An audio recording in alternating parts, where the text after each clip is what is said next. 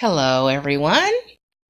Tonight is the podcast, or not the podcast, but the live Facebook for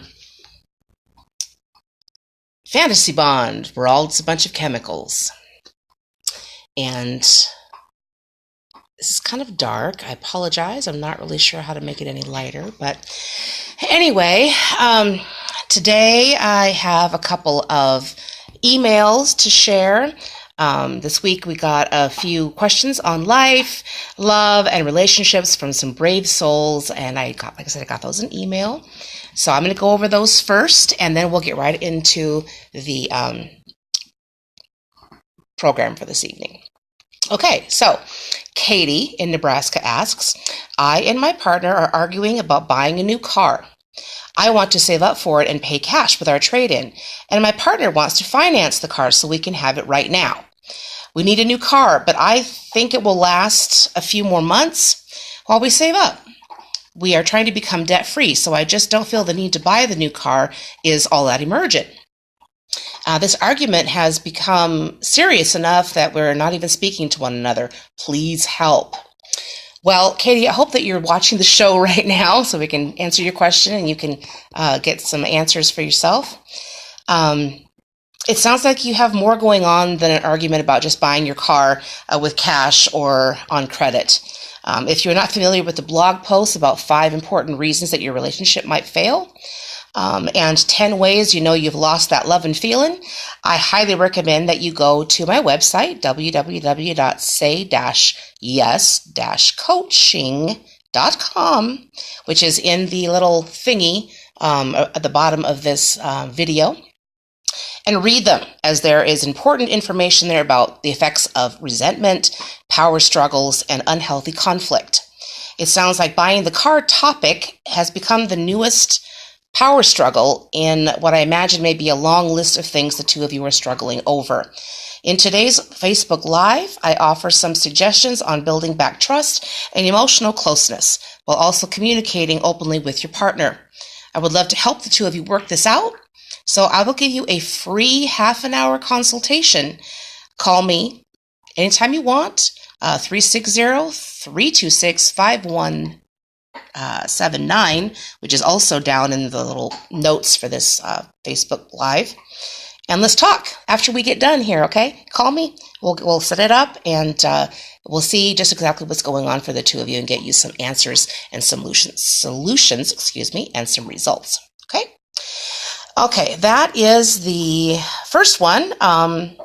So the second question of the night comes from George in Wyoming, asking, Dear Say Yes, I'm newly single, survivor of a horribly abusive relationship that recently ended in divorce. Oh, my George, I'm so sorry that this is happening for you, but it sounds like the divorce was a good thing, and it's time to get started with your healing now. Okay. George goes on to say, I feel so numb and lost. I know that healing will take some time. I've been married for 23 years, and on top of having to deal with wrapping my head around the abuse, I don't know who I am outside of a relationship. I married my high school sweetheart, and now I don't know who I am. I've never been single. That is my dog contributing to the issue. Okay. So, George, I suggest that you check out the blog post.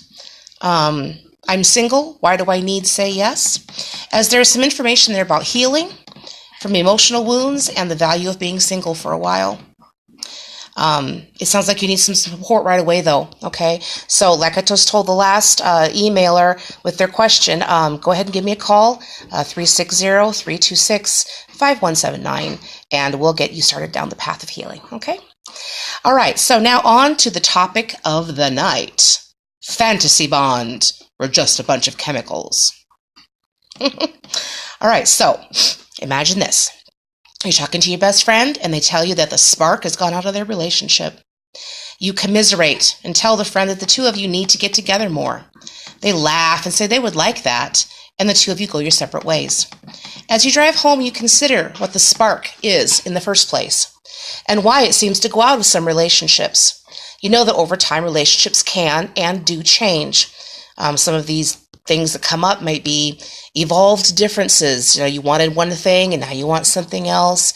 You slowly grow apart, or maybe you're just bored out of familiarity with this person. Once this happens, there can be a wave of deadness in which couples lose hope and look elsewhere for the excitement of newfound intimacy. What it is about committed relationships, what is it? What is it that makes a person shift from being head over heels, helplessly in love, to deep disinterest, boredom, and dissatisfaction? When I tell you the answer, it's going to seem like a no-brainer. In fact, it's so intuitive, I'm surprised that people don't know about it already. The reason that some people fall out of love is that and say that their relationship has no spark is because they have a relationship that is nothing more than the fantasy bond, and I'll go on to tell you what that is here in a minute. Okay, so psychologist Robert Firestone refers to the fantasy bond as a way of relating that serves as a substitute for a truly loving relationship. Okay, so what does that mean? People get into relationships when they are high on oxytocin, the chemical in the brain that makes people believe that they are in love. This in-love feeling is a chemically induced trick to the brain to get human beings to further the species through making a bond, having sex, and procreating. Notice that the being in love chemicals do not fade away from most relationships for a while, at least not until it's been long enough for a female to become pregnant and pop out a couple of children. If the couple breaks up after a few months to a few years, they are both able to find the chemical reaction with someone new and do it all over again, thus populating with different people and keeping the gene pool properly mixed. In essence, the fantasy bond is an illusion predicated on the need for closeness and procreation found in the primal parts of the brain. Once these needs have been fulfilled, the excretion of the chemicals slows, and this is when some couples begin to fall out of love and fall apart. In the world of today, however, most people do not get together just for the sake of procreation, but the chemical cycle is still the same.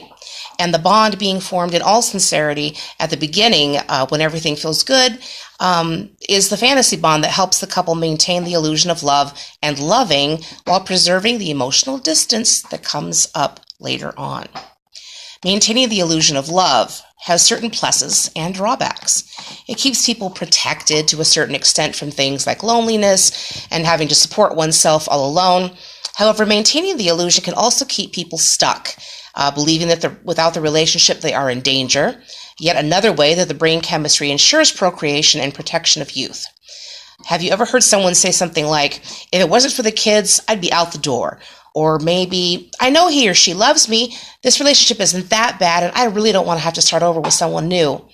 Or possibly, "I don't know how I would make it financially without this person, and if we split up." These are excellent examples of the fantasy bond at work in order to preserve support, finances, and uninterrupted parenthood. Those things all maintain the illusion. People who engage in a fantasy bond value routine over spontaneity and safety over passion. They go through the emotions of being together or involved, but without bringing the energy and the independence and the affection that was so prevalent in their relationship before this all happened. People can lose their identity in a relationship, and so will maintain emotional distance so that doesn't occur. When we fuse completely with a significant other, we may end up losing the respect and attraction that we once had for them. When couples lose these real feelings for each other rather than challenging destructive patterns in their relating, they tend to either throw away the relationship or sink deeper into fantasy for fear of losing each other or being alone. The good news is that the fantasy bond is just a fantasy. Feelings of excitement can be restored, and the couple can learn to form a bond based on real love rather than oxytocin. The fantasy connection and negative habits and patterns can be challenged and changed by engaging in exercises that build emotional closeness and sexual intimacy without merging to the point of losing themselves. And I will have some of those up on the website pretty soon. Here are some ways to identify if you are in a fantasy bond and some pointers on how to change it. Okay, so 1, loss of physical attraction. When people get really close to another, learn all about their quirks, and maybe that they keep their belly button lint and fingernail clippings in a bottle, we may lose some of our physical attraction to that person. If we are dependent on the other person to do things for us or complete us, we tear at the fabric of the relationship. Most people have a hard enough time just managing themselves and cannot properly handle the heavy burden of completing someone else. It's not fair to put that on your partner. In a perfect world, we would all be completed and emotionally healthy when we jump into a relationship. But who are we kidding? Most people get into relationships when they are at their neediest. In love relationships, we can also lose some of the chemistry that we originally felt towards our partners simply due to the familiarity. It is important to view our partners as independent, attractive individuals so that we can keep a renewed sense or a renewable sense of excitement and attraction for them. It is in the relationship that is truly based in love that this is possible. Okay, so number 2, merged identity. Take a few minutes to think about all the ways the two of you might be stepping on or eroding one another's boundaries and individualism. Do you refer to yourselves as we constantly, or do you speak as if you are separate individuals? Maintaining individuality, even in speech, is important. Speech is a powerful subconscious cue to programming ourselves to maintain a healthy level of separateness. Being two different people is what drew you together, and incorporating healthy separation and separate activities, things that light us up, are some of the best ways to allow ourselves to feel attraction, choose to be together, and maintain romance. Number 3, allowing ourselves to get too comfortable. After being with someone for a while, we kind of forget about continuing our personal maintenance. Maybe we stop showering every day. Maybe we gain weight. Maybe we're allowing unhealthy habits to come in, like drinking too much or slowing down our physical activity. Sorry, I have kind of a chest thing going on. A bit of this is normal, but sometimes it is a subconscious act to physically distance ourselves and keep from becoming absorbed into that other person. Unfortunately, these distancing behaviors do what they're intended to do. They create distance, but they can also eat away at self-esteem and weaken confidence. Number 4, functioning as if you are not in a relationship. When love is new, we want to spend as much time as humanly possible with someone. If we become disillusioned in our relationship, we become resistant to doing things with our significant others, and that, of course, creates even more distance and more resistance. However, it is important to find an activity that you both enjoy together in order to have something to start building that emotional closeness back with. Nothing works unless you do, says Maya Angelou. And it is very true in the case of beginning the journey from the danger zone in your relationship to getting close and having more intimate contact. Taking time to relate to one another is critical in building the closeness in your relationship. Engaging in activities that your partner perceives as loving is key to keeping the spark alive.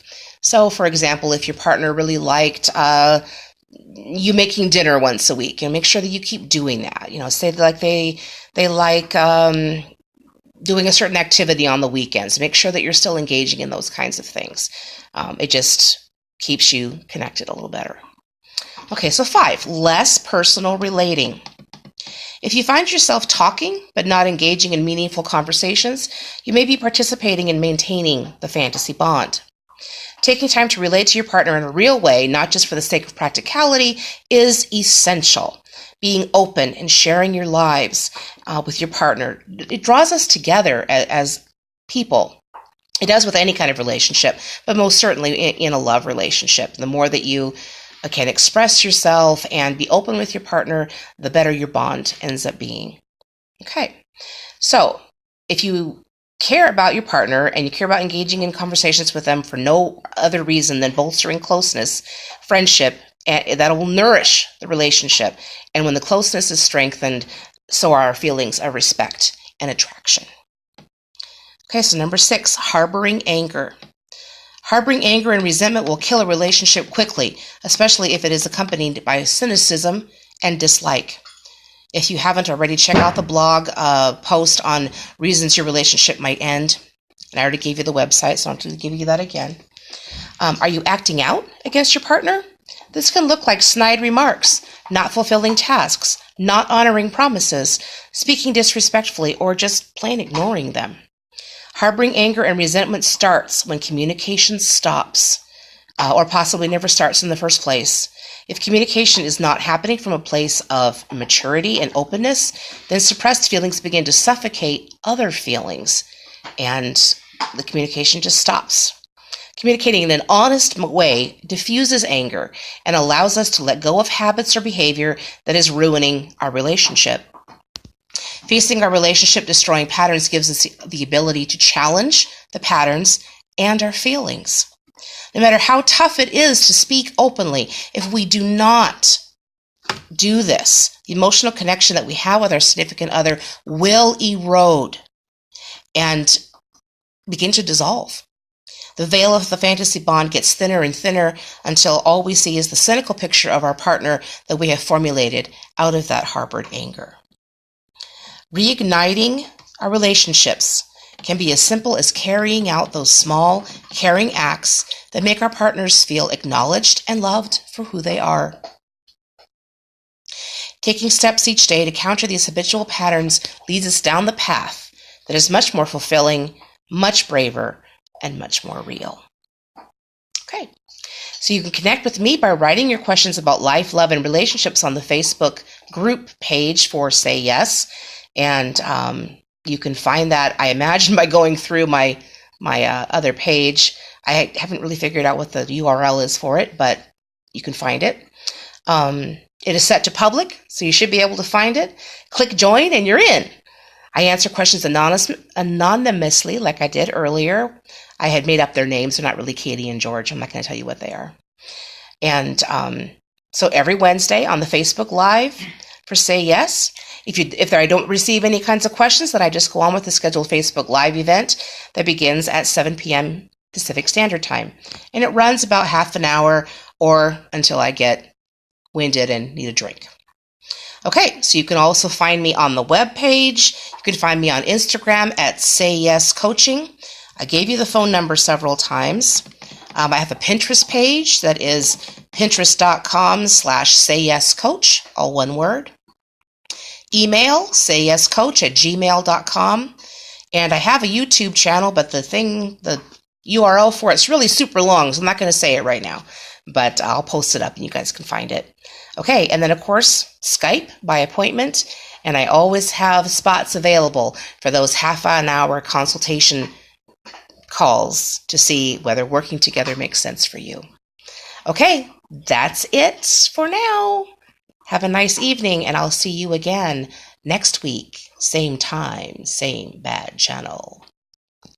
Bye.